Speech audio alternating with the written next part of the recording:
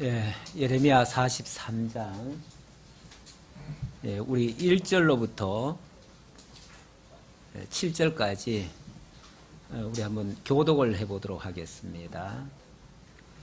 예레미야가 모든 백성에게 그들의 하나님 여호와의 말씀, 곧 그들의 하나님 여호와께서 자기를 보내사 그들에게 이르신 이 모든 말씀을 말하기를 마치니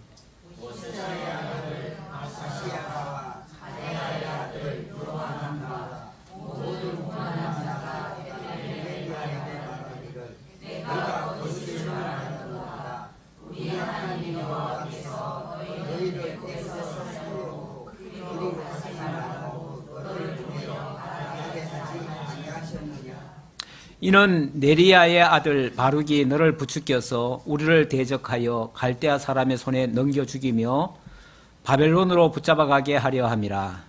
이에 가랴의 아들 요하난과 모든 군지휘관과 모든 백성이 그 땅에 살아하시는 여호와의 목소리를 들으지 아니하고 가랴의 아들 요하난과 모든 군지휘관이 유다의 남은 자 곧 쫓겨났던 여러 나라 가운데서 유다 땅에 살려하려 돌아온 자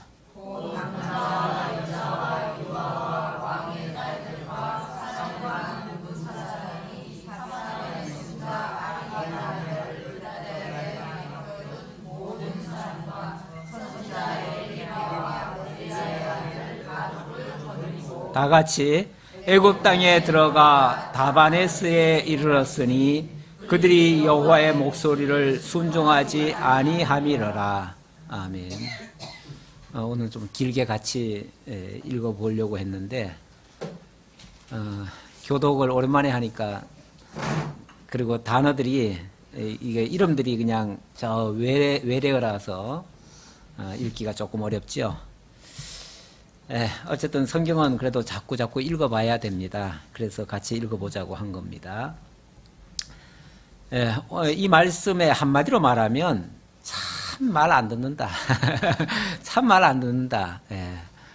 그렇게 하지 말라고 하고 그렇게 정말 말씀 안 들으면 이렇게 된다고 얘기를 하는데도 불구하고 귀엽고 꾸역꾸역 자기 하고 싶은 대로 한다. 이런 얘기죠. 백성들은 그렇습니다. 결국은 백성들이 선지자의 말을 거역하고 애굽으로 내려갑니다. 지난번에 이스마엘인가요? 이스마엘. 결국은 반란을 일으켜가지고,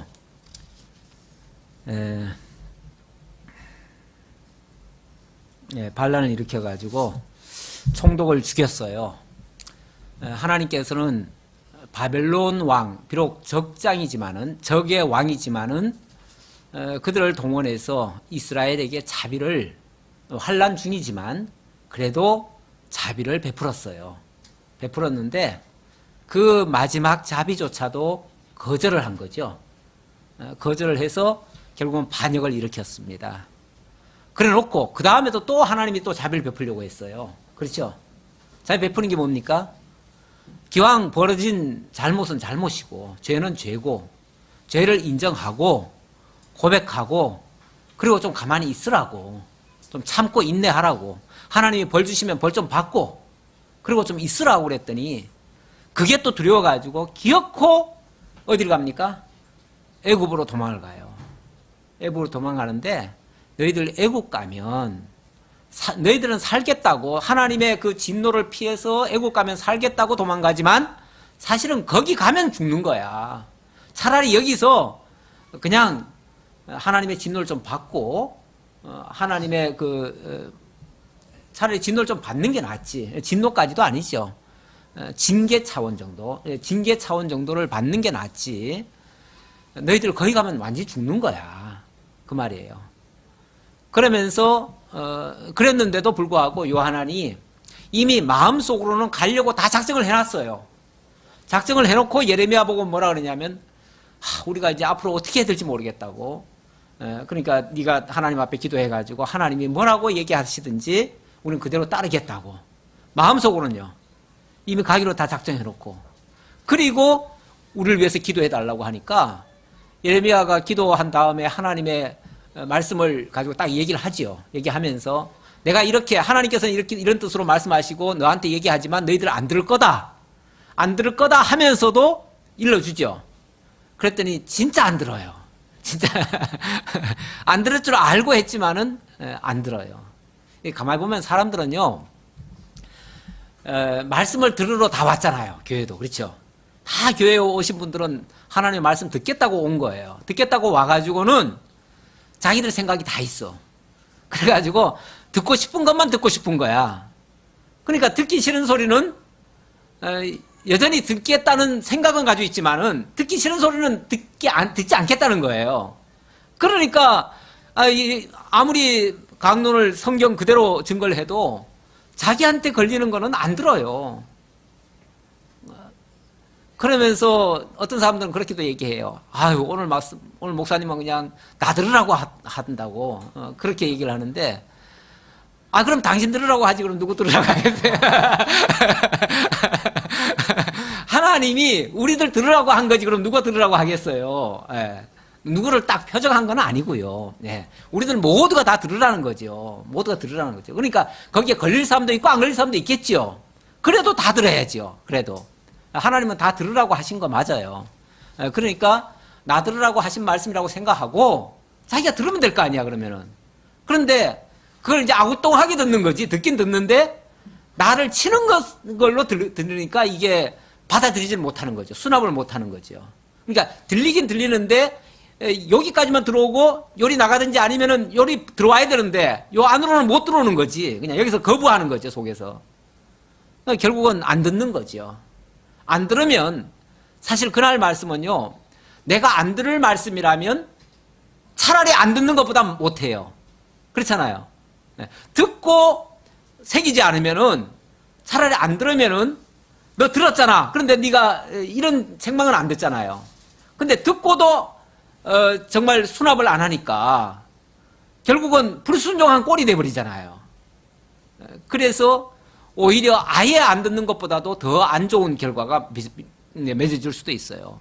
그러니까 요한안이 지금 예레미야한테 주문을 하고 우리를 위해서 기도해달라, 그리고 하나님의 말씀을 들려달라, 그러면 우리가 순종하겠노라 말은 했지만은 속으로는 전혀 듣고 싶은 생각이 없어요. 자기네들 계산을 다 해놔서 그래요. 다 해놔서. 그래가지고 자기네들은 뭐 이미 애굽으로 갈 생각 다 해놓고 준비 다 해놓고 거기에 벌써 줄 서가지고 아마 다음 계획까지 다 짜놨을 거예요. 그래 놓고는 말을 하니까 결국은 거짓말밖에 안 되죠. 그래 놓고 예레미야가 너희들이 거기 가지 말고 여기 머물러 있으면 하나님께서 너희들을 보호하겠다 그랬더니 이제는 예레미야 보고 역으로 네가 우리를 속이려고, 우리를 꼬시려고 지금 우리한테 거짓말을 한다, 이렇게 지금 말을 해요. 그 말이 2절의 말씀이죠. 호사야의 아들 아사랴와 가레아의 아들 요하난과 모든 오만한 자가, 아예 들을 생각도 없는 이런 사람들을 갖다가 뭐라고 얘기하냐면 오만한 자다, 이렇게 얘기를 해요. 자기네들이 쉽게 말하면 그 말씀 위에 있는 거예요. 그러니까 말씀 아래에 있어야 말씀을 듣겠나이다, 말씀하옵소서 텐데 그게 아니고 이미 그 말씀 위에 있어가지고 어디 나 듣기 좋은 소리 하나 보다가 듣기 좋은 소리 하면 받고 듣기 좋은 소리 아니면은 바로 거부해버리는 거죠. 그러니까 오만하다고 표현을 하는 거죠. 오만한 자가 예레미야에게 말하기를 네가 거짓을 말하는도다.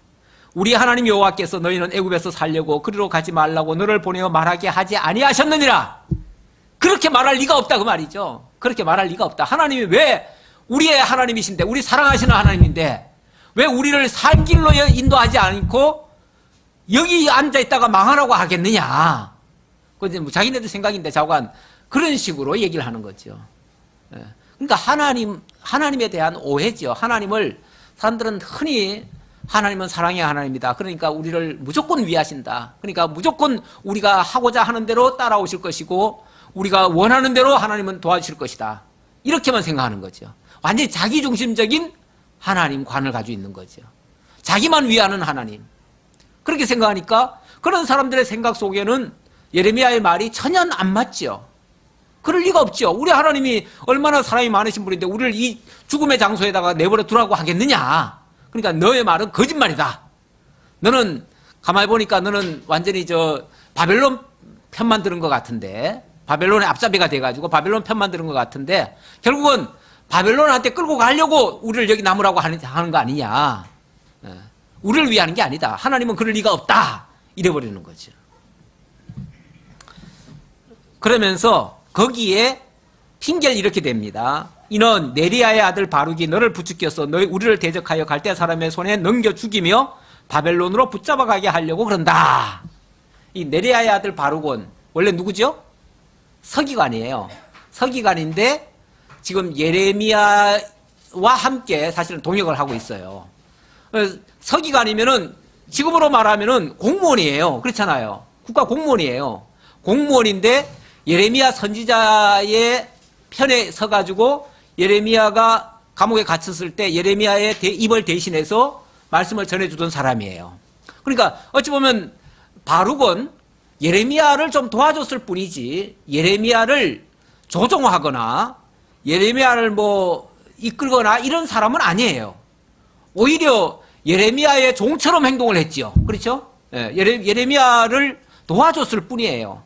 그런데 핑계를 아무래도 서기관하고 했으니까 그러니까 네가 바룩이 아마 너를 꼬드겨서 네한테 그렇게 말을 했는 모양인데 절대 그럴 리가 없다. 우리 하나님은 그런 분 아니다. 이런 식으로 얘기를 하는 거죠.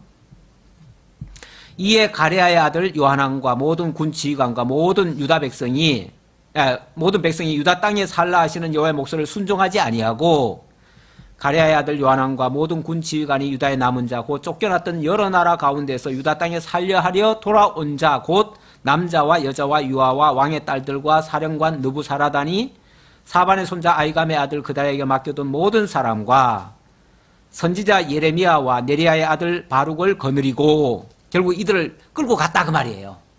몽땅 다 끌고 가버렸다.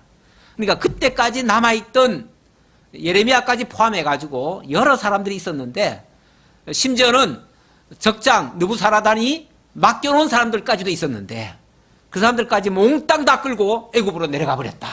이제 그 얘기를 하는 거예요. 결국 예레미야의 말은 안 들었어요. 안 들었으니까 7절 여기에 대한 결론을 이렇게 얘기합니다. 애굽 땅에 들어가 다바네스에 이르렀으니 애굽의 한 도시예요. 다바네스라고 하는 도시에 이르렀는데 그들이 여호와의 목소리를 순종하지 아니함이러라. 이렇게 해서 예레미야까지 졸지에 애굽으로 끌려간 셈이에요. 결국은. 예레미야가 좋아서 간 건 아니고요. 뭐 그들과 맞서다가 그냥 잡혀서 포로로 잡혀간 꼴이에요. 다바네스에서 여호와의 말씀이 예레미야에게 임하여 이르시되 이제 드디어 다바네스라고 하는 애굽의 도시에서 있었던 일입니다. 여호와의 말씀이 예레미야에게 임하여 이르시되 너는 유다 사람의 눈앞에서 내 손으로 큰 돌 여러 개를 가져다가 다바네스에 있는 바로의 궁전 대문의 벽돌로 쌓은 축대에 진흙으로 감추라. 그러니까 돌 이제 몇 덩어리를 가지고 다바네스에 있는 바로의 궁전 대문 벽돌 쌓은 그 축대 밑에다가 쉽게 말하면 감춰라. 돌을 숨겨놔라 그 말이죠. 숨겨놔라. 왜 그렇게 하는가? 10절에 보니까 그리고 너는 그들에게 말하기를 만군의 여호와 이스라엘의 하나님께서 이와 같이 말씀하시되 보라 내가 내 종 바벨론의 느부갓네살 왕을 불러오리니 그가 그의 왕좌를 내게 감추게 한 이 돌들 위에 놓고 또 그 화려한 큰 장막을 그 위에 치리라. 무슨 얘기냐면 이제 그 돌을 거기 숨겨라 그랬는데 진흙에 감추라 그랬는데 그 감추라는 말의 그 각주를 보면 깔라라는 표현도 있어요. 그러니까 감추든지 바닥에 깔든지 자고 그 큰 돌을 갖다가 그 앞에다 갖다 놓으라는 거죠. 갖다 놓으면 거기서 이제 무슨 역사가 일어날 거냐면은 이제 조금 있으면 하나님께서 느부갓네살을 불러오겠다는 거예요. 이곳까지 불러와가지고 불러오면은 일단은 애굽을 칠 거 아니에요. 그렇죠? 쳐가지고 바로 왕을 무릎에 꿇릴 거죠. 꿇릴 거면은 바로의 궁전에서 원래 이 정복자가 오면요 궁전을 들어가죠. 그래가지고 궁전 윗자리에다가 자기 자리를 딱 세워놓고 그 바닥에다가 적장을 굴려요. 그러니까 바로 왕을 그 앞에다 꿀리고 느부갓네살 왕은 그 궁전에 앉게 될 거다 그 말이죠. 바로 그 자리에 그 돌이 있을 거라는 거죠. 그 돌 위에다가 그런 역사가 있게끔 할 거다 이 말이에요. 이건 하나의 증표로서 하나님이 이 역사가 지금 하나님이 하시는 일이고, 하나님이 결국은 이렇게 바벨론을 들어다가 지금 세계를 어떻게 보면 정복해 가시는 중인데, 너희들이 결국은 하나님의 말씀을 계속 거역하고 계속 다른 데로 살겠다고 도망가니까 이곳까지 하나님이 느부갓네살을 끌고 와가지고 너희들 보는 앞에서 이렇게 하겠다. 그렇게 되면은 이제 하나님이 거짓말이 아니라 하나님의 말씀이 진짜고 너희들의 생각이 거짓인 것이 드러나겠죠. 그러니까 하나의 증표로서 표지석을 삼겠다 그 말이에요. 표지석이라고 하는 것은 일종의 하나님의 역사를 그 돌 위에다가 새겨놓는 거죠. 새겨놓는데 지금 하나님이 이렇게 하실 역사를 그 돌에다가 하나의 증표로서 거기다 담아놓는 거죠. 그래서 나중에 그 돌 위에서 이런 역사가 일어나면 진짜 하나님이 하셨다는 것을 알게 될 것이죠. 그가 와서 애굽 땅을 치고 죽일 자는 죽이고 사로잡을 자는 사로잡고 칼로 칠 자는 칼로 칠 것이라. 우리 하나님께서 지난번에 그런 얘기를 했어요. 너희들 만약에 애굽에 내려가서 살게 된다면 하나님이 바벨론에서부터 칼이 따라와 가지고 너희를 칠 것이다. 칼이 만약에 너희를 죽이지 아니하면 그 다음에 또 뭐가 또 따라온다 그랬어요? 기근. 기근이 따라올 것이고, 기근에도 만약에 너희들이 살아남는다면 그 다음엔 온역을 통해서 너희들이 멸망할 줄 알아라. 그러니까 결국은 애굽이라고 하는 곳은 살 곳이 아니라는 거예요. 애굽은 뭐 여행스럽게 칼은 피한다 할지라도 기근을 만날 것이고, 기근을 피한다 할지라도 온역을 만날 수 있어요. 결국은 죽어요. 거기 있다가는. 거기는 살 곳이 못 되는 곳이에요. 죽을 곳이에요. 근데 거기를 기어코 들어갔으니 지금이라도, 이 말을 하는 이유는 지금이라도 너희들이 좀 깨닫고 여기서 도망쳐 나간다면 살 수 있다. 이걸 이제 알려주는 거죠. 그리고 나중에 그런 역사가 실제로 일어났을 때 이 일이 우연히 일어난 게 아니고 바벨론이 힘이 세고 바로가 힘이 약해가지고 지는 게 아니고 하나님이 이렇게 역사하셨음을 알게 하려고, 그래서 이런 말씀을 미리 해주는 거죠. 내가 애굽 신들의 산당들을 불지르리라. 느부갓네살이 그들을 불사르며 그들을 사로잡을 것이요, 목자가 그의 몸에 옷을 두름같이 애굽 땅을 자기 몸에 두르고 평안히 그곳을 떠날 것이며, 내가 또 애굽 땅 베세메스의 석상들을 깨뜨리고 애굽 신들의 신당들을 불사르리라 하셨다 할지니라 하시니라. 하나님의 말씀을 전달하다 보니까 하나님이 이렇게 말씀하셨다라고 전했다 그 말이죠. 그러니까 하나님은 일단은 어느 나라를 정복한다 그러면은 그 나라가 의지하고 있던 그 신들을 먼저 징치를 하십니다. 그러니까 애굽이 그동안 믿고 섬기던 그 신들 있잖아요. 그 신들부터 하나님께서 먼저 치실 것이다. 그래서 애굽 신들의 신당들을 불지르라.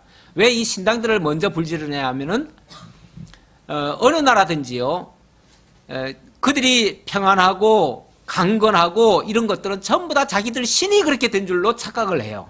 그렇게 믿고 그렇게 자기 신들에게 영광을 돌려요. 그러니까 하나님은 그들부터 먼저 진멸하심으로써 그들의 신이 그들을 위한 게 아니고 하나님이 그렇게 해주신 거다. 어느 한때는 비록 하나님을 믿지 않아도 하나님이 강대하게 해줄 수 있어요. 그건 이용하시기 위해서 그러신 거예요, 하나님이. 그래서 한때는 바벨론을 들여다 쓰시고, 한때는 애굽을 들여다 쓰시고, 한때는 저 아람을 들여다 쓰시고, 이렇게 하셔요. 지금 돌아가면서 어느 나라를 강하게 했을 뿐인데, 그들은 어떻게 생각하냐면 자기네들이 뭐 대단히 잘해가지고, 아니면 자기네 신들이 자기를 도와가지고 그렇게 된 줄로 착각을 하고 있어요. 그러니까 하나님께서는 너희들이 잘해서 그런 거 아니야. 너희들의 신들이 너희들을 보호해줘서 된 거 아니야. 내가 해주면은 너희들이 부강해줄 수 있고, 내가 만약에 너희들을 거두면은 너희들은 하루아침에 아무것도 아니야 라는 걸 보여주려는 거죠. 그래서 이 모든 역사를 하나님이 하신다는 것을 알게 하려고 하나님이 그들의 신상부터 먼저 파괴한다라고 했습니다. 자, 그리고 44장으로 넘어가면 이제 남은 백성들이 불순종한 것에 대한 패망을 경고하는 장면입니다. 결국 그들이 하나님의 말씀을 불순종했으니까 이제 남은 것은 패망밖에 없다. 이제 그 얘기예요. 그래서 패망을 경고하시는 장면인데, 이 경고라고 하는 건 그래도 하나님이 회개할 기회를 주는 거예요. 패망 경고라고 해가지고 아주 망하는 게 아니에요. 그거는 돌아오면 되잖아요. 그렇죠? 경고라고 하는 건 그래서 나쁜 게 아니에요. 경고도 받기만 하면은 그건 복음이에요. 복음인데 경고를 무시하면 그건 이제 화가 되는 거죠. 심판의 근거가 돼버리는 거죠. 그러니까 이 경고를 받을 때 사실은 더 겸손하게 빨리 엎드릴 줄 알아야 그게 지혜예요. 근데 사람들은 이 경고를 하면 기분 나쁘다고 생각하지요. 나한테 저런 안 좋은 소리를 하다니.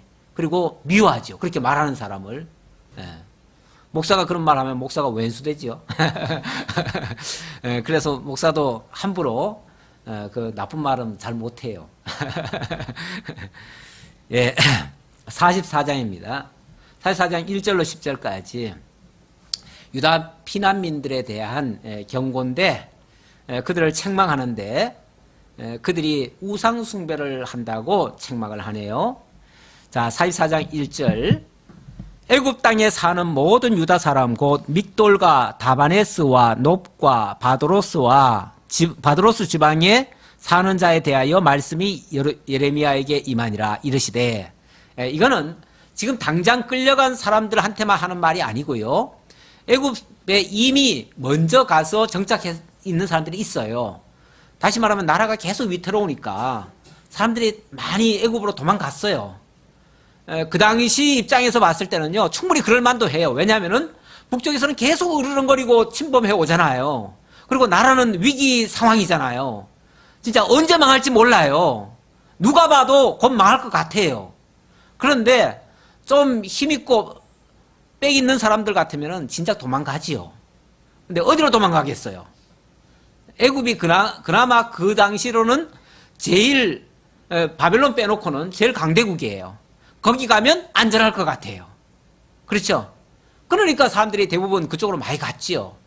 그래서 이미 애굽에는 많이 가 있어요. 많이 가 있고, 지난번에 이스마엘 같은 경우는 암몬에 가 있었나요? 네, 암몬에 가 있었고, 이렇게 이제 주변 나라들로 많이 흩어져 있었어요. 흩어져 있었고, 이들은 이미 먼저 가가지고 정착한 사람들이라고 볼 수 있습니다. 그런 자들에게 예레미야가 결국은 애국까지 가가지고 이제 거기 포로민들에게 하나님의 말씀을 예언해 주는 거예요. 그러니까 예레미야는 자기가 가고 싶어 간 건 아니지만 어쨌든 끌려갔지만 그래도 그 애굽에 있는 사람들에게는 하나님의 말씀을 전하러 간 결과가 되어버렸죠. 예. 그 사도 바울이 복음을 전하러 가는데 로마에 갈 때 같은 경우요. 로마에는 자기가 꼭 가고 싶어서 갔습니까? 자기가 가려고 갔습니까? 아니죠. 제수의 몸으로 잡혀가지고 끌려간 셈이에요. 그렇죠?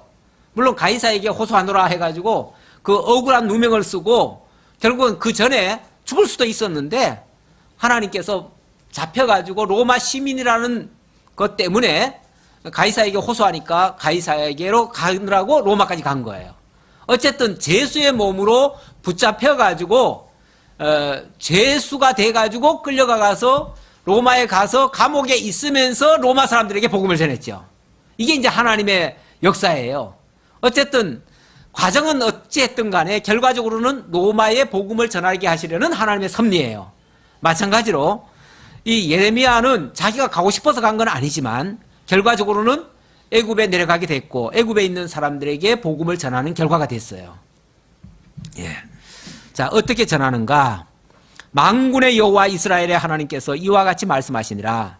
너희가 예루살렘과 유다 모든 성읍에 내린 모든 재난을 보았느니라. 보라, 오늘 그것들이 황무지가 되었고 사는 사람이 없나니 이는 그들이 자기나 너희나 너희 조상들이 알지 못하는 다른 신들에게 나아가 분향하여 섬겨서 나의 노여움을 일으킨 악행으로 말미암음이라. 자, 일단 유다 나라라고 하는 것은 역사 속에서 이미 사라져버렸습니다. 나라가 망했어요. 그런데 그 조국을 잃어버리고 지금 외국에 흩어져 있는 나그네가 됐죠. 그 애굽에 속해 있으면서 유다를 그리던 사람들 입장에서는요, 이해가 안 돼요. 그렇죠? 조국이 그렇게 망한다는 것은 해석이 안 돼요. 특히 이스라엘 민족은 어떤 사람들입니까? 하나님의 선민이라고 생각하는 사람들이에요. 하나님이 이 세상 그 많은 나라 가운데서도 특별히 뽑고 특별히 세워놓은 그런 하나님의 선민이에요. 하나님의 사랑의 대상이라고 생각했던 사람들이에요. 그런 사람들이 이제는 나라를 잃고 이제는 나라 자체가 없어져 버렸어요. 그 사랑의 하나님이 쉽게 말하면 우리를 이렇게 내버려 두는데, 이렇게 결국은 다 망하게 해버렸는데 어떻게 해석이 되냐고요. 그게 역사에 대한 해석이 안 떨어지잖아요. 해석이 안 떨어지면 사람들은 너무너무 고통스러워요. 그래서 거기에 대한 하나님의 어찌 보면 선지자의 정확한 진단과 하나님의 말씀을 들려줘야 그들로 하여금 해석을 하고 뭐 하나님 앞에 회개할 자는 회개할 것이고 그렇게 되겠죠. 그게 어찌 보면 그들에게 전해지는 마지막 복음 같은 메시지예요. 네. 그래서 도대체 왜 우리가 이렇게 망했느냐라고 하니까 선지자가 얘기해 주는 거죠. 바로 너희 조상들, 다시 말하면 우리 유대인들이 하나님의 그 특별한 사랑을 받고 이렇게 약속의 땅 가나안에 와가지고 나라를 세우고 이렇게 세웠지만은 결국은 하나님을 배신했다. 하나님을 떠났다. 우상을 숭배했다. 하나님 떠난 것은 바로 우상 숭배다 라고 얘기를 합니다. 물론 그들은 또 그게 또 이해가 안 될 거예요. 도대체 우리가 뭘 우상 숭배했다는 얘기인가? 뭘 우상 숭배했다는 얘기인가? 그런데 어쨌든 너희들이 일단 다른 신들에게 나아가 분향하여서 나의 노여움을 일으켰다 라고 하나님 말씀하셨습니다. 그러면서 내가 나의 모든 종 선지자들을 너희에게 보내되 끊임없이 보내어 이르기를 너희는 내가 미워하는 이 가증한 일을 행하지 말라 하였으나 그들이 듣지 아니하며 귀를 기울이지 아니하고 다른 신들에게 여전히 분향하여 그들의 악에서 돌이키지 아니하였으므로 나의 분과 나의 노여움을 쏟아서 유다 성읍들과 예루살렘 거리를 불살랐더니 그것들이 오늘과 같이 폐허와 황무지가 되었느니라. 그 결과가 오늘 너희들이 보는 바와 같은 그 폐허와 황무지다. 바로 우상 숭배한 결과다라고 얘기했습니다. 만군의 하나님 이스라엘의 하나님 여호와께서 이와 같이 말씀하셨느니라. 너희가 어찌하여 큰 악을 행하여 자기 영혼을 해하며 유다 가운데서 너희의 남자와 여자와 아이와 젖먹는 자를 멸절하여 남은 자가 없게 하려느냐. 무슨 얘기입니까? 이제 유다가 다 망했고요. 이제 조금밖에 안 남았어요. 조금밖에 안 남아서 지금 쉽게 말하면 여기 도망쳐 나온 너희들이 전부인데, 만약에 너희가 여기서도 회개치 않는다면 결국은 여기서 다 멸절하고 말 텐데, 조금 있으면 다 멸절할 건데 어찌하여 그 꼴까지 보려고 그러냐 그 말이죠. 그 마지막 그 조금 남은 그것까지 다 멸망당하려고 그러냐. 지금이라도 빨리 돌이켜라 그 얘기예요. 물론 그들은 지금 이해가 잘 안 될 거예요. 우리가 뭘 그렇게 잘못했다고 그러시냐 이렇게 생각할 텐데 일단 좀 더 들어봅시다. 8절 어찌하여 너희가 너희 손이 만든 것으로 나의 노여움을 일으켜 너희가 가서 머물러 사는 애굽 땅에서 다른 신들에게 분향함으로 끊어버림을 당하여 세계 여러 나라 가운데에서 저주와 수치거리가 되고자 하느냐. 자, 일단 이제 마지막 기회를 너희들이 날린다면 이제 너희마저 다 끊어진다. 지금 이 얘기예요. 그러면서 하는 말이 너희가 어찌하여 이 애굽 땅에서 다른 신들에게 분향함으로 끊어버림을 당하여 수치와 저주거리가 되고자 하느냐라고 말했어요. 그렇다면 그들이 지금 애굽 땅에 와서 뭐 한다는 거예요? 다른 신들을 지금 섬기고 있다 그 말이죠. 자, 일단은 애굽 땅 자체가 어떤 곳입니까? 하나님을 섬길 수 있는 장소가 아니에요. 그곳 자체가. 그 자체가 애굽이라고 하는 나라 자체가 원래 우상 덩어리들이에요. 전부 다 뭐 사사건건 모든 게 다 우상이에요. 그들이 많은 동물들을 섬기고 그랬는데 그 동물들도 그들은 다 신으로 여기고 있어요. 뭐 태양도 신이고 뭐 그러니까 이 보이는 모든 하나님의 창조물들도 다 신들이고 뭐 사람도 신이고 다 신이에요. 어쨌든 당장 그런 우상의 도시예요. 쉽게 말하면 우상의 도시에서 살고 있는 자체가 벌써 우상을 섬기는 거예요. 자, 일단은 그런 얘기고요. 너희가 유다 땅과 예루살렘 거리에서 행한 너희 조상들의 악행과 유다 왕들의 악행과 왕비들의 악행과 너희의 악행과 너희 아내들의 악행을 잊었느냐라고 얘기하는데 지금 너희가 지금 저지르고 있는 그런 악행을 이미 너희 조상들도 그렇게 했는데 그게 다 동급이다. 결국은 다 같이 망할 짓들이다. 자, 그렇게 얘기를 합니다. 그들이 오늘까지 겸손하지 아니하며 두려워하지도 아니하고 내가 너희와 너희 조상들 앞에 세운 나의 율법과 나의 법규를 지켜 행하지 아니하였느니라. 그들이 오늘까지 겸손하지 아니하여 두려워하지도 않았다. 겸손하지 않았고 두려워하지도 않았다.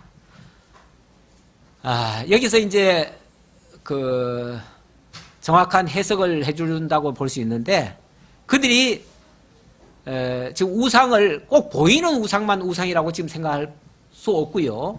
그들이 겸손하지 않았다. 그리고 두려워하지도 않았다.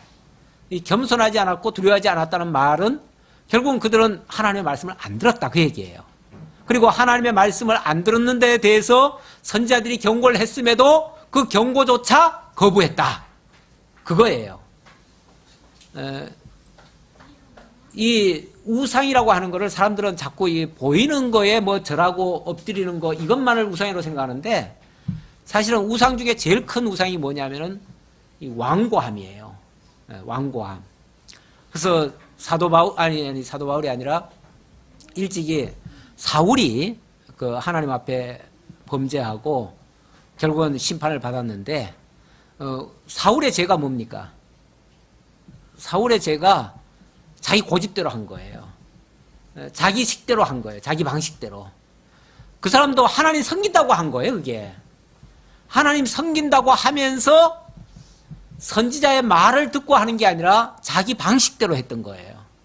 그래 놓고 나중에 선지자가 좀 책망을 하니까 온갖 핑계만 다 댔죠. 잘못했다고 한 게 아니라 핑계만 대고 그리고는 결국은 자기 하고 싶은 대로 가버렸어요.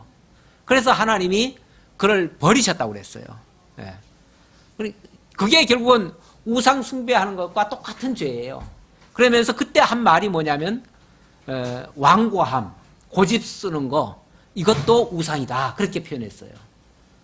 지금 이스라엘 민족이 제일 지금 고집을 씌우는 것이 자기들 생각을 앞세워 놓고 그것대로 끌고 가려고 하는 거예요.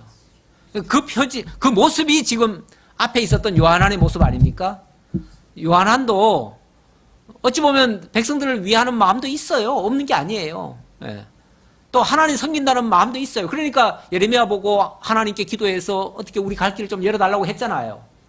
그러면서도 여전히 자기네 하고 싶은 대로 했다는 거죠. 그 완고함, 그 고집스러움, 자기 주장대로 하려는 거, 그게 하나님 자리에 올라간 모습이에요. 하나님을 이용의 수단으로 사용한 것밖에 안 돼요, 결과적으로는.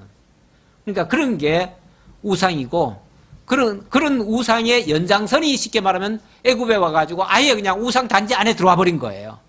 그래가지고 아예 하나님을 섬길 수 없는 상황에 처해버린 거. 이것조차도 결국은 하나님의 말씀을 어긴 것이다. 라고 말씀하십니다. 그러므로 만군의 여호와 이스라엘의 하나님께서 이와 같이 말씀하시니라. 보라, 내가 얼굴을 너희에게로 향하여 환란을 내리고 온 유다를 끊어버릴 것이며, 하나님이 원래는 얼굴을 이렇게 보이신다는 것은 자비를 베푼다는 건데, 여기서는 환란을 내리려고 그렇게 하신다는 거예요. 환란 내리기 위해서 그렇게 하시겠다. 내가 또 애굽 땅에 머물러 살기로 고집하고, 이 고집하고 나오잖아요. 고집하고. 그들이 결국은 고집스럽게 애굽에 살기를 미리 작정하고 들어온 사람들이에요. 그래서 아무리 뭐 예레미야를 통해서 무슨 말을 해줘도 안 믿어요. 안 들어요. 그리로 애굽 땅에 머물러 살기로 고집하고 그리로 들어간 유다의 남은 자들을 처단하리니. 이 처단이라는 표현은 완전히 막 끝장낼 때 하는 표현이잖아요. 하나님이 처단하시겠대요. 그들이 다 멸망하여 애굽 땅에서 엎드러질 것이라. 그들이 칼과 기근에 망하되 낮은 자로부터 높은 자까지 칼과 기근에 죽어서 저주와 놀램과 조롱과 수치의 대상이 되리라. 결국 하나님의 진노의 칼, 진노의 기근, 진노의 온역이 그들을 따라서 결국은 다 엎드러지게 만들겠다. 내가 예루살렘을 벌한 것 같이 애굽 땅에 사는 자들을 칼과 기근과 전염병으로 벌하리니 애굽 땅에 들어가서 거기에 머물러 살려는 유다의 남은 자 중에 피하거나 살아남아 소원대로 돌아와서 살고자 하여 유다 땅에 돌아올 자가 없을 것이라. 도망치는 자들 외에는 돌아올 자가 없으리라 하셨느니라. 그러니까 제정신 가지고 정말 회개하고 돌아올 자들은 거의 없을 거다. 그런 얘기하면서 그러나 도망쳐 나오는 자가 있다면 그는 살 것이다. 그러니까 거기서 나오려면요, 곱게 좋은 말로 해서 나올 사람은 아무도 없어요. 그러니까 좋은 환경 상황에서는 돌아올 자가 없을 것 같고, 간혹 이제 정말 이러다 진짜 우리 망하겠구나라고 해서 그 선자의 말을 듣고 마치 도망치듯이 나가는 자가 있다면 그는 살 것이다. 이렇게 지금 말씀해 주시는 겁니다. 그리하여 자기 아내들이 자기 신들에게 분향하는 줄을 아는 모든 남자와 곁에 섰던 모든 여인, 곧 애굽 땅 바드로스에 사는 모든 백성의 큰 무리가 예레미야에게 대답하여 이르되, 너희가 여호와의 이름으로 우리에게 하는 말을 우리가 듣지 아니하고 우리 입에서 낸 모든 말을 반드시 실행하여 우리가 본래 하던 것, 곧 우리와 우리 선조와 우리 왕들과 우리 고관들이 유다 성읍들과 예루살렘 거리에서 하던 대로 하늘의 여왕에게 분향하고 그 앞에 전제를 드리리라. 그때는 우리가 먹을 것이 풍부하며 복을 받고 재난을 당하지 아니하였더니 우리가 하늘의 여왕에게 분향하고 그 앞에 전제 드리던 것을 패한 후부터는 모든 것이 궁핍하고 칼과 기근의 멸망을 당하였느니라 하며, 여인들은 이르되 우리가 하늘의 여왕에게 분향하고 그 앞에 전제를 드릴 때에 어찌 우리 남편의 허락이 없이 그의 형상과 같은 과자를 만들어 놓고 전제를 드렸느냐 하는지라. 이제 완전히 노골적으로 나오는 거죠. 노골적으로. 야, 우리가 우리식대로 할 때는 잘 됐어. 우리식대로 할 때는 잘 됐어. 근데 자꾸 선자들이 와가지고 뭐라고 해가지고 그냥 그거 따라가려고 했더니 다 망했어. 그러니까 이제부터는 너희들 말 안 들을 거야. 이 말을 하는 사람들은 어떤 면에서요, 일찌감치 자기들 마음대로 애굽에 내려와서 털을 잡고 자리를 잡은 사람들이에요. 털을 쉽게 말하면 거기에 계속 머물러 있으면 산다 했는데 머물러 있던 사람들은 다 망했잖아요. 애굽에, 아니 유다에. 그랬고 자기네들은 일찌감치 미리 도망 나왔잖아요. 근데 자기들 식으로 했더니 잘 됐잖아요. 지금 자기네들은 지금 이미 먼저 와가지고 자리까지 다 잡았어요. 다시 말하면 애굽에 내려와가지고 자기들 방식대로 자기들 하고 싶은 대로 다 했더니 뭐 거기 뭐 하늘 여신 섬기라고 하니까 그냥 섬겼고, 쉽게 말하면 거기 풍습대로 다 했더니 역시 괜찮더라. 애굽에 사는 게 좋더라. 이렇게 살면 되는 거지.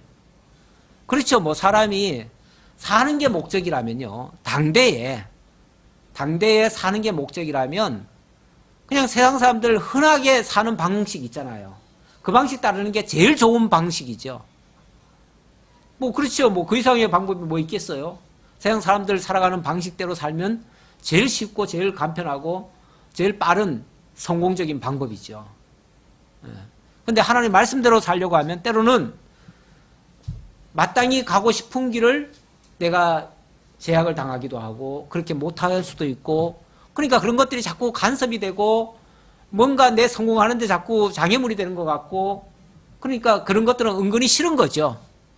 그래서 그런 것들을 따르지 아니하고 자기가 하고 싶은 대로 하면 오히려 더 잘 되더라. 쉽게 말하면 자기네들 경험담을 얘기하는 거예요. 너들 말 들었더니 우리가 다 망했었는데 우리 식대로 하니까 잘 되더라. 그래서 앞으로도 너들 말 안 듣겠다. 우리 식대로 가겠다. 이제 이 얘기예요. 그랬더니 예레미야가 남녀 모든 무리 곧 이 말로 대답하는 모든 백성에게 일러 이르되 너희가 너희 선조와 너희 왕들과 고관들과 유다 땅 백성이 유다 성읍들과 예루살렘 거리에서 분향한 일을 예루살렘에서 기억하셨고 그의 마음에 떠오른 것이 아닌가. 여호와께서 너희 악행과 가증한 행위를 더 참을 수 없으셨으므로 너희 땅이 오늘과 같이 항폐하며 놀램과 저주거리가 되어 주민이 없게 되었나니 너희가 분향하여 여호와께 범죄하였으며 여호와의 목소리를 순종하지 아니하고 여호와의 율법과 법규와 여러 증거대로 행하지 아니하였으므로 이 재난이 오늘과 같이 너희에게 일어났느니라. 이 재난이, 이 환난이 결국 너희가 하나님과 등지면서 하나님을 거절하고 하나님의 뜻을 거부함으로 말미암아 되어진 건데 너희들은 그 반대로 생각하니까 결국은 너희들은 망할 수밖에 없다. 그리고 그들도 사실은 하나님을 섬긴다고 했을 텐데요. 그렇죠? 섬긴다고는 했을 텐데 결과적으로 말하면 하늘 여신에게 절한 꼴이다. 이렇게 얘기를 하는데 자기 식대로의 하나님을 섬겼다는 얘기예요. 결론적으로 말하면. 우리가 말로는 하나님 하지만은요 다 똑같은 하나님이 아닐 수도 있어요. 실제로 저분들이 섬기는 하나님과 우리가 섬기는 하나님은 뭐 좀 다른 것 같은 그런 생각을 가질 때가 종종 있어요. 같은 하나님을 분명히 섬기는데 분명히 달라요.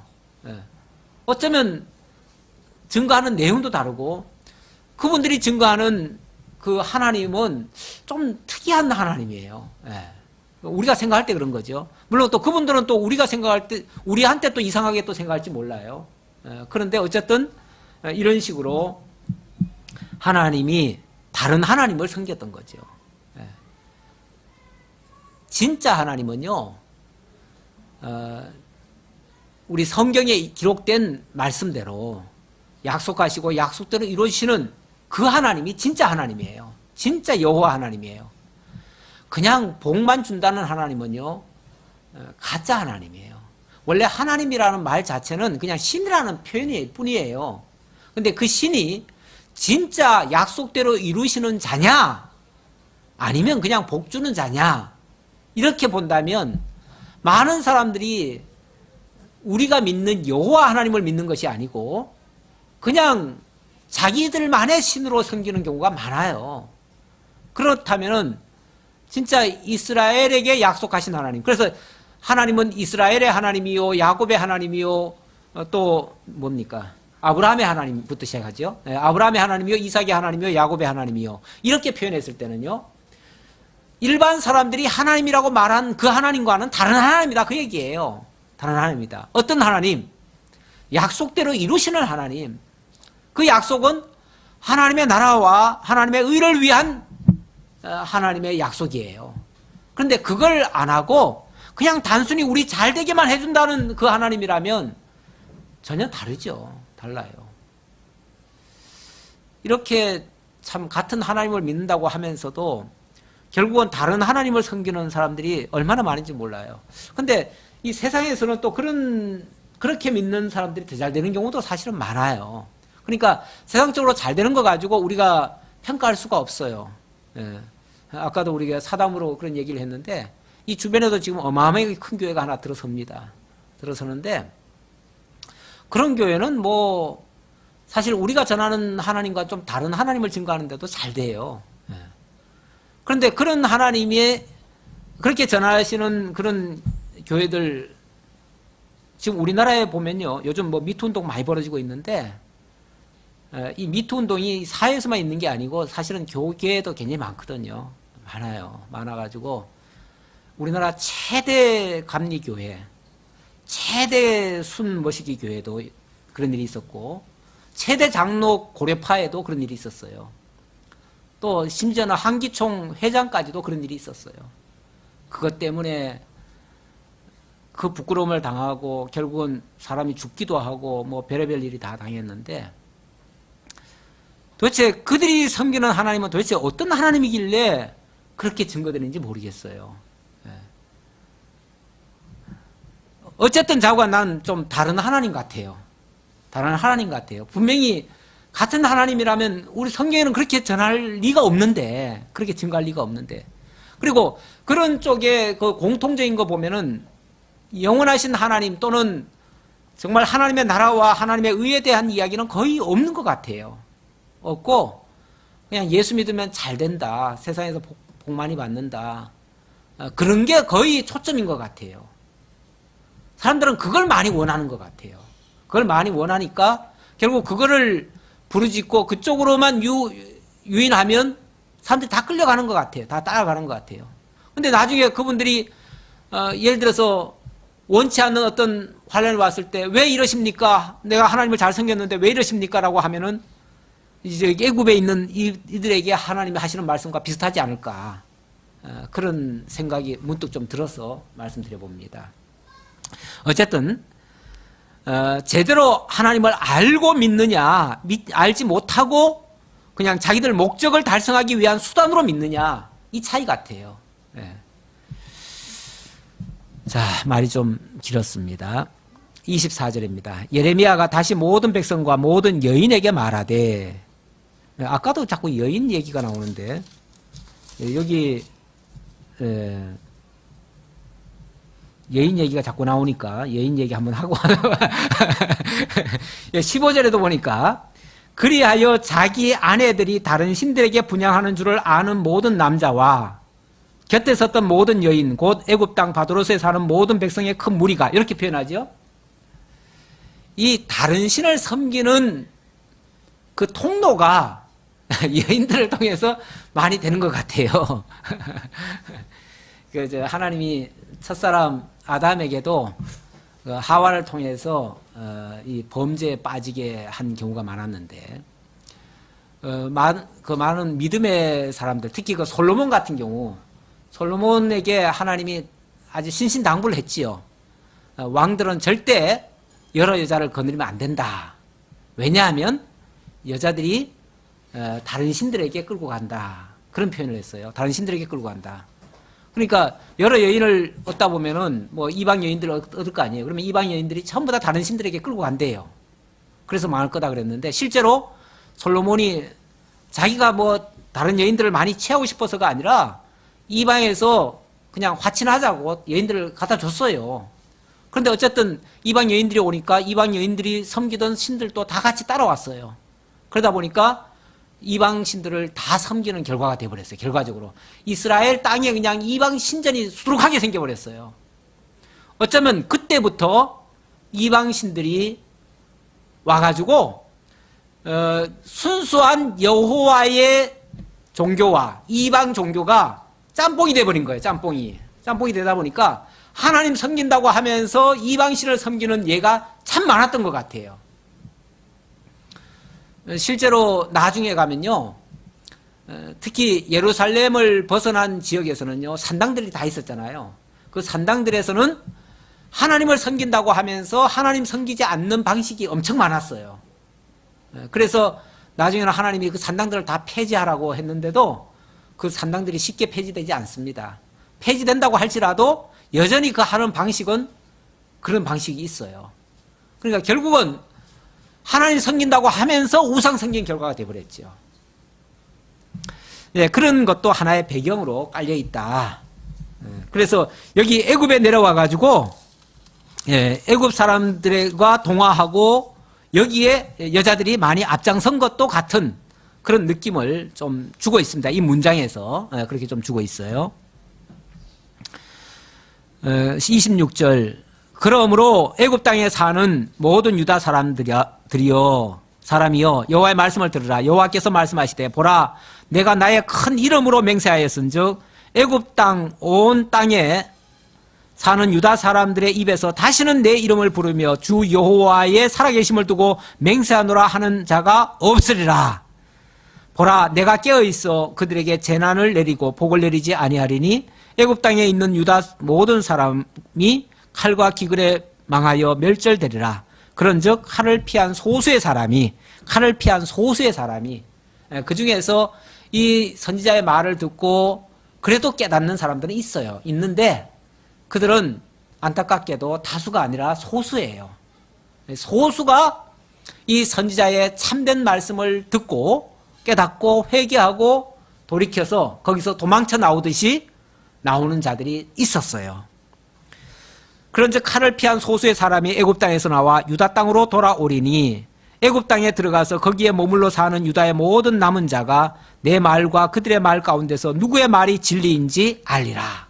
이 말과 그들의 말 중에 어느 말이 진짜인지 참 진리라고 하는 게 그래서 성경 말씀은 물론 다 진리지만은 그 성경 말씀이 어떻게 전달되고 어떻게 하나님을 소개하는지에 따라서 진리의 말씀으로 들려줄 수도 있고 그냥 기복적인 말씀이 될 수도 있고 그렇습니다. 그런데 어느 말씀이 진짜인지는 사실 당장은 모르죠. 당장은 모르고 그 결과가 나타나 봐야 비로소 증명이 될 겁니다. 여호와의 말씀이니라. 내가 이곳에서 너희를 벌할 표징이 이것이라. 표징을 보여주겠다는 거예요. 그런데 어느 것이 진짜인지 아닌지를 아무런 표징이 없으면은 알 수가 없잖아요. 나중에 가도 어떤 역사가 일어났는데 하나님의 역사가 어떤 역사가 일어났는데 그 역사를 보면서도 이게 하나님의 역사인지 아닌지 알지 못하면 그건 아무런 교훈이 없죠. 그래서 하나님은 반드시 미리 알려주시고 그걸 표징 삼게 하고 나중에 그걸 통해서 깨닫는 자가 있게 만들어요. 그래서 하나님은 꼭 그래서 말씀하시고 말씀대로 이루시는 역사를 하셔요. 역사에서도 그렇지만 하나님의 섭리 자체가 다 그래요. 그래서 하나님은 언약하시고 언약대로 이루시는 또는 말씀하시고 말씀대로 이루시는 여호와이심이 증명되는 거죠. 그걸 통해서도. 자, 그러면서 표징이 이것이라. 내가 너희에게 재난을 내리리라 한 말이 반드시 이루어질 것을 그것으로 알게 하리라. 어떤 표징을 통해서 알게 하는데 그 표징이 뭐냐면 30절. 보라 내가 유다의 히스기야 왕을 그의 원수 곧 그의 생명을 찾는 바벨론의 느부갓네살 왕의 손에 넘긴 것 같이 애굽의 바로 호브라 왕을 그러니까 이 바로라고 하는 것은 그 왕족이죠. 쉽게 말하면 그 족이고 그 왕족이지만은 대를 따라서 이름이 다 달라요. 근데 호브라라고 하는 그 왕 때에 결국은 망할 거다 그 말이죠. 그러니까 애굽도 결국은 망해요. 망하는데 호브라 왕을 그의 원수들 곧 그의 생명을 찾는 자들의 손에 넘겨주리라. 바벨론 왕에게 넘겨준다는 거죠.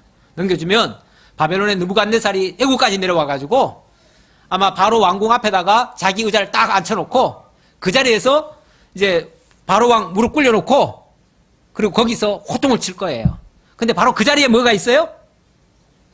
아까 돌 그 표지석을 거기다가 이제 위에다 세워놓으면 이제 다 표시날 거니까 흙 속에다 감추라 그랬잖아요.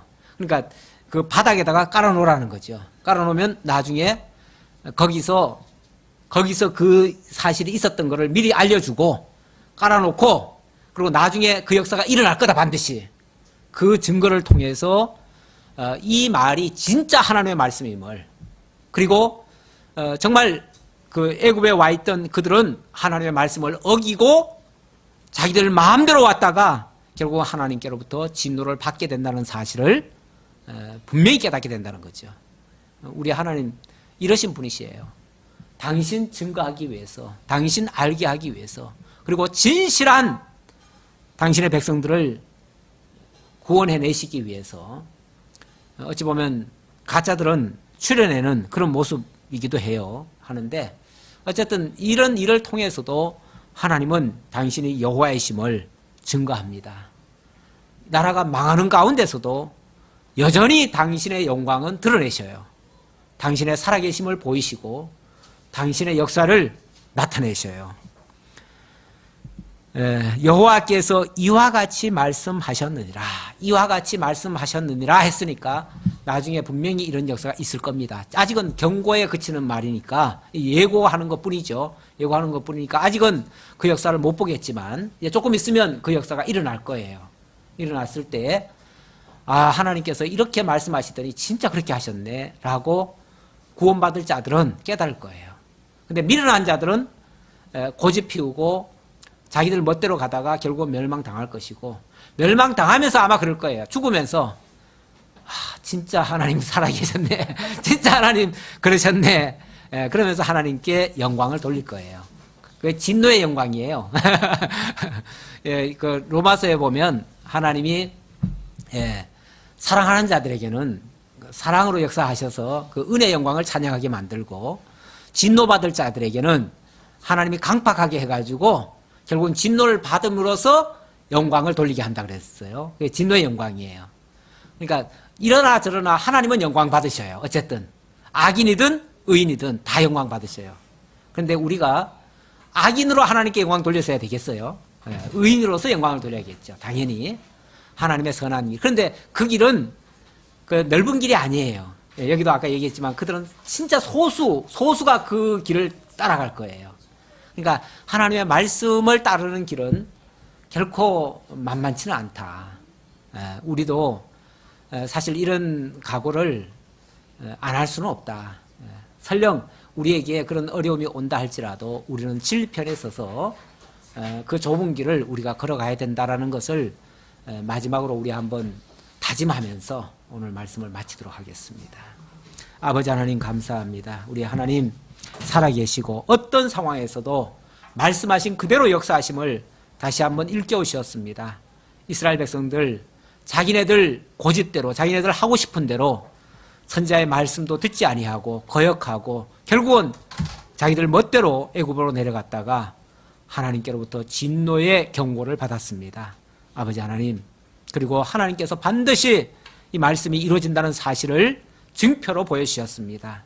아버지 하나님, 우리의 삶 속에도 하나님은 여전히 살아계시고 우리를 친히 말씀으로 인도해 가시는 줄 저희들 믿습니다.